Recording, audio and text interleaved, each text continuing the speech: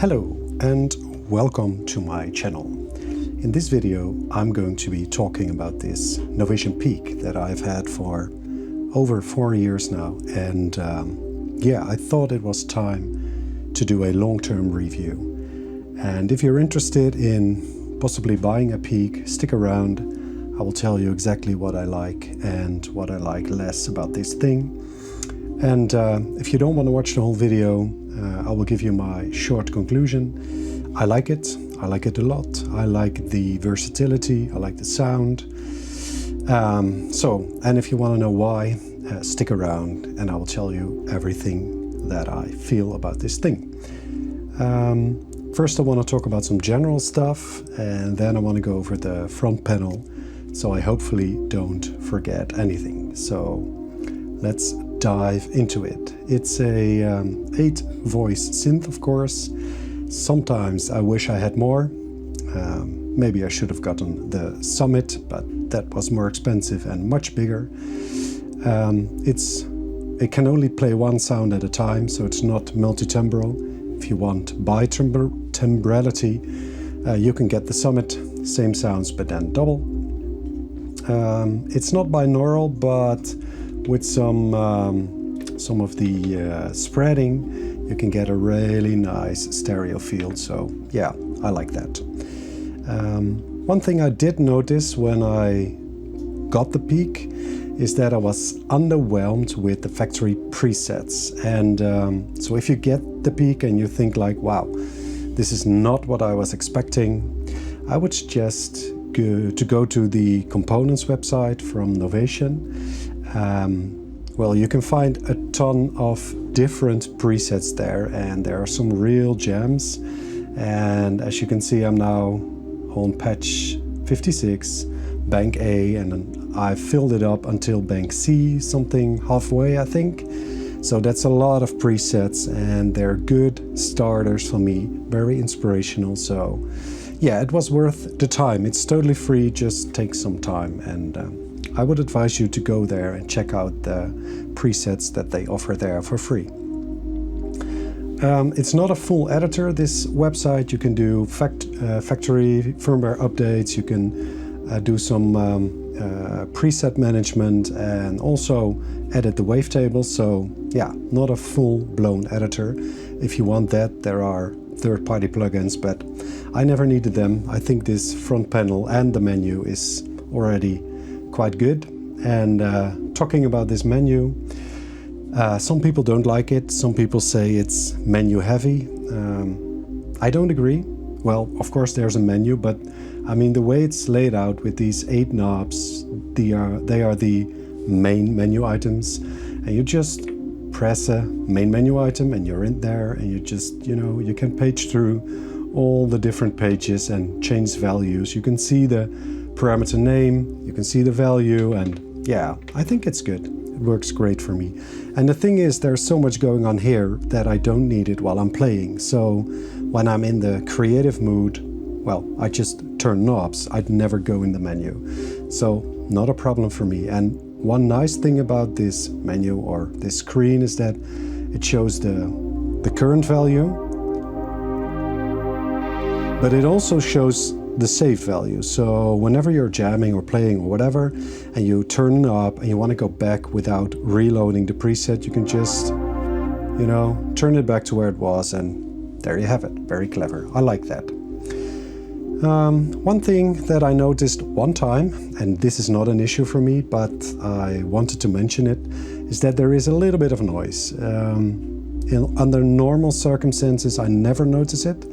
But one time I wanted to do like a full Peak song, so one synth song, and I stacked a lot of layers on top of each other, and then I started to notice a bit of noise in the higher frequencies. So yeah, if you want a fully noise-free synth, maybe the Peak is not your best option.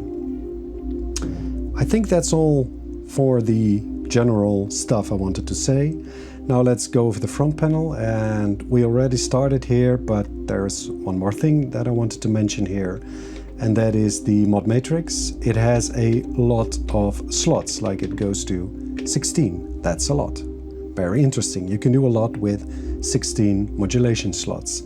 And on top of that, there are like pre-routed fixed modulation options on the front panel. These are extra, so they don't eat up slots. So you can do a lot with that. And the other thing that I like is that you can combine two sources. So you can say like, I want to combine the mod wheel, but I only want to have this effect when the aftertouch is also engaged. So you can combine two sources, and I think that is pretty nice. So yeah, other than that, the menu is like an inspiration sometimes for me when I get like stuck in some sound design stuff, and then I just go, you know, I don't know, somewhere, and I think, okay, what does this do actually? And I just try it and then discover something I maybe already knew but I forgot or whatever. So I think, yeah, that's nice, at least for me. Moving down, here is the oscillator section, and maybe this is an elephant in the room because some people online really disregard the Peak based on the digital nature of these oscillators.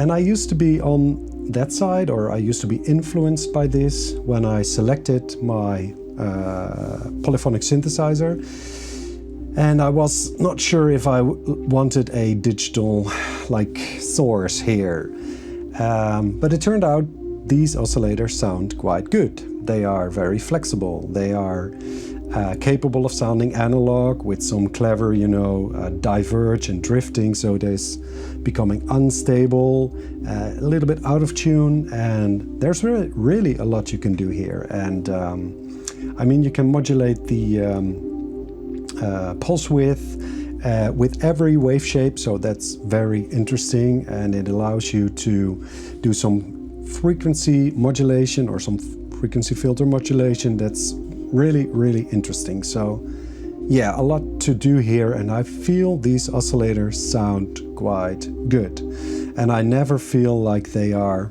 digital or not enough. And they can do many things, maybe not the best sounding oscillators ever, very specifically or whatever, but they can do a lot of things and they sound good in a lot of areas. So I like them. Moving to the right, well, it's a basic mixer section, just level, control, nothing more, nothing less. There's noise, there's ring mod, and there's also VCA gain. And this is actually, well, it's not a complaint that I have that we have this knob, but that we need to use it sometimes, or at least I need to use it. And it is because the reverb is on the sensitive side. So if there's a lot of signal going into the reverb, it will distort in a metallic, not so pleasant for me way. And the only thing I can do is just, you know, dial down the VCA, which isn't a problem by itself, but it changes how the distortion and overdrive react or sound. So, tiny problem. I talked to Novation support about this, and they confirmed there is no send amount for the reverb, even though there's a lot of settings here. Maybe they add this in a future update, but yeah, don't wait on that. And again, this is not a big thing, it's just a tiny complaint I have.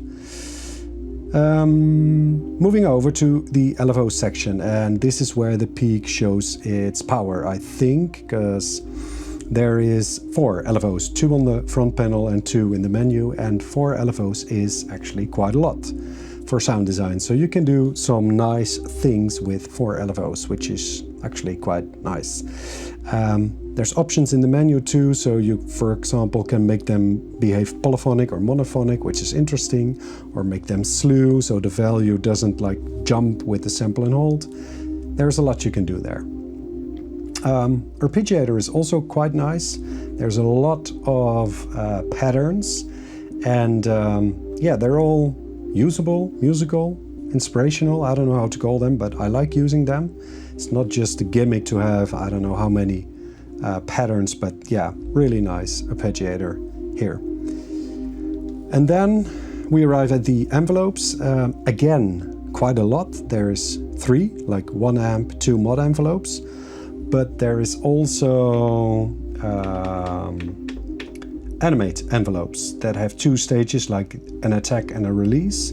So on top of these three you have two animate envelopes, and what they do is they make this modulation source glidely, like have an attack and a release stage, so they're not just on off but just slowly glide in or glide out. Very handy to have that.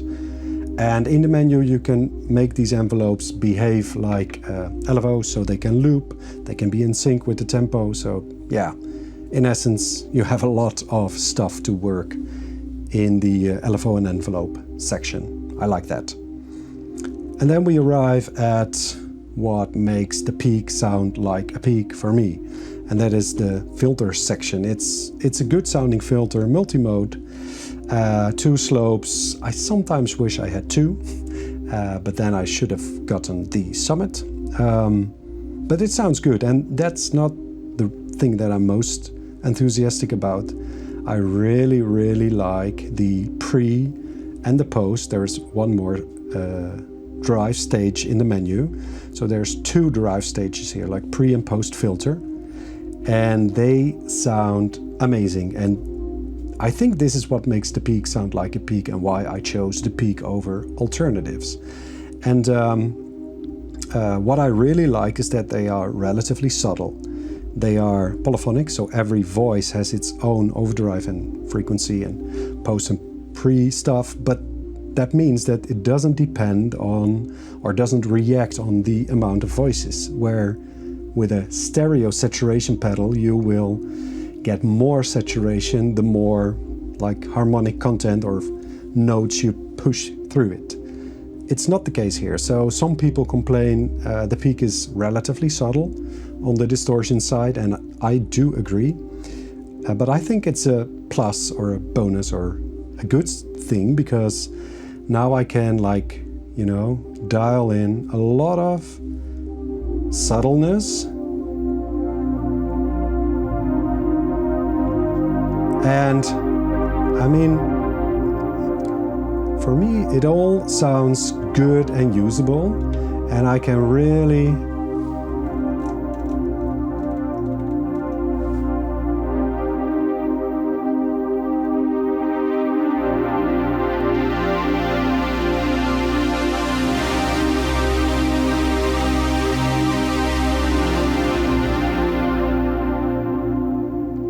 I can really play with this and get a lot of variations. And if this would have been an aggressive distortion, like I have with my Otto Boom that's here on the side, and then you have to be very careful, and there's not a lot of room between subtle and boom.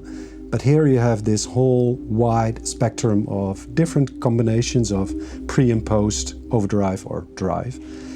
Really, really nice. I always use this on my patches. And then we arrive at what I consider a bonus, because this is the effects section, and even though it's great, a synth, in my opinion, should be sounding good without them, because you can always add pedals later. But in this case, Novation added some like 4 effects pedals, and especially the reverb sounds brilliant. I think so. You probably heard other people raving about this, and it's a very nice, long, lush, stereo modulated reverb, which I happen to like. So yeah, great to have that. And I didn't mention it, but you also have like an effects modulation matrix, mod matrix. So you can, for example, create a ducking reverb with this.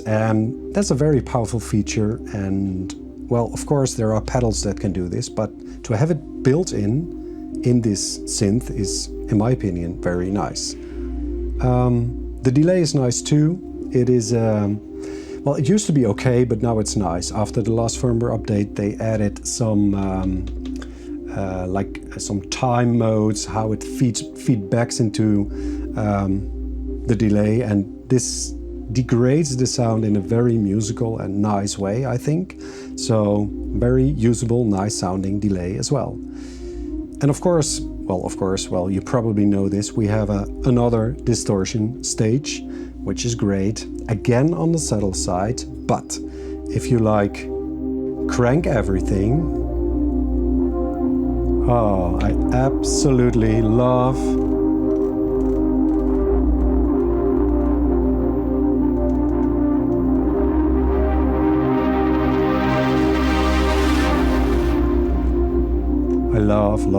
love how this sounds. So yeah, great to have this built in my Peak. I love that. And then the chorus, last, maybe least, I don't know. I use it a lot. It warms up your sound, widens up your sound. Maybe not the best sounding chorus, at least that's what some people say. Some complaints I heard is that these types sound very similar. Well, I agree. They don't seem to do a lot different. But you can make this sound like a phaser or flanger, which is in the menu. So another bonus and a nice feature to have, in my opinion. It saves me from buying one more pedal. And I think that's it. We covered all the knobs. And to conclude this review, I feel this is a very nice sounding, very versatile synth. And if I would spill some water over it, I would probably buy it again. I think it's that good, even today. So when I'm looking at alternatives, there's a lot going on in the market, I think, in like the polyphonic desktop or smaller synthesizers. I'm thinking about Behringer that has a couple of good options, but also Arturia like the Mini Freak. It's not a desktop synth, but it's relatively small and it's quite cheap. I prefer this sound, but yeah, if you're on a budget, that's a very interesting alternative. And of course, for me, the main contender right now is the Hyderis synth, and they don't sound the same, but they offer sort of a similar package, I think, but I preferred the Peak sound, so that's what I bought.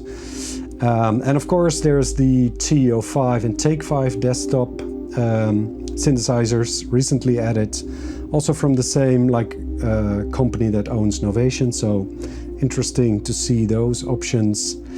And the higher end ones, of course, the OB and the Prophet and stuff. But I mean, if you're after that sound, you're not going to like the Peak. But for me, this is a very versatile, good sounding option. So yeah, I would still consider it. And that's it. If you have questions, leave them down in the comments. I'm usually quick to respond. And if not, thank you for watching, and I hope to see you in the next one. Bye-bye.